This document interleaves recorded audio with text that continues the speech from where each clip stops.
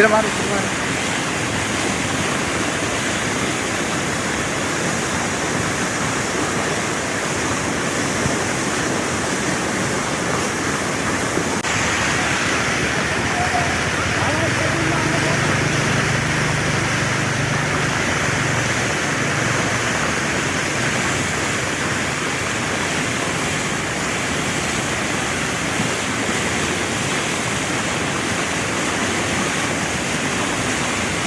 tira mais.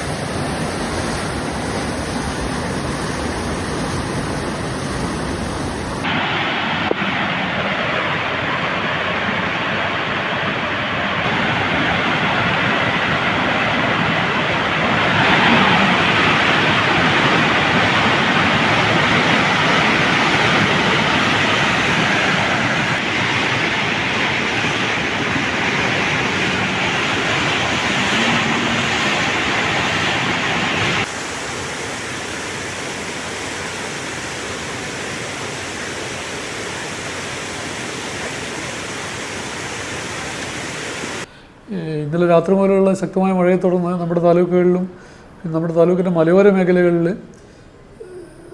വെള്ളം കയറിയിട്ടുള്ള വിഷയങ്ങളുണ്ട്. അതിലിപ്പം അടിയന്തര പ്രാധാന്യത്തോടെ നമ്മൾ കൂടുതലായിട്ടും ബാധിച്ചത് നമ്മുടെ വിലങ്ങാട് വില്ലേജിലാണ്.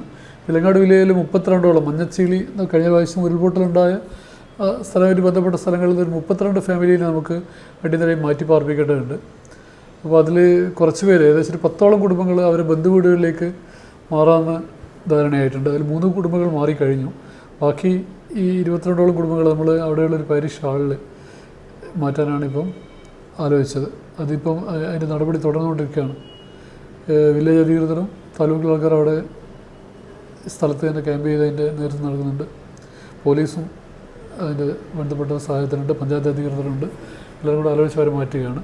മറ്റ് വില്ലേജുകളിൽ നിന്നും മാറ്റി താമസിപ്പിക്കേണ്ട തരത്തിലുള്ള എഫക്റ്റ് വന്നിട്ടില്ല. നമ്മളെ മഴ ബാധിച്ചിട്ടില്ല. എല്ലാ വില്ലേജ് ഓഫീസർമാരും കൊയിലാണ്ടി താലൂക്കിലായാലും ശരി, വടകര താലൂക്കിലും മലയോര മേഖലകളിലെ വില്ലേജ് ഓഫീസറൊക്കെ അതിജാഗ്രതയിൽ വീക്ഷിച്ചുകൊണ്ടിരിക്കുന്നത്. ഏത് നിമിഷം വന്നാലും നമ്മൾ മാറ്റാനുള്ള ക്യാമ്പുകളൊക്കെ സജ്ജമാണ്. അങ്ങോട്ടേക്ക് മാറ്റാനുള്ള നടപടി സ്വീകരിക്കും. പിന്നെ നമ്മുടെ തീരദേശ മേഖലകളിൽ കാര്യമായൊരു പ്രശ്നം വടകരയായാലും ശരി, കൊയിലാണ്ടി ആയാലും ശരി വന്നിട്ടില്ല.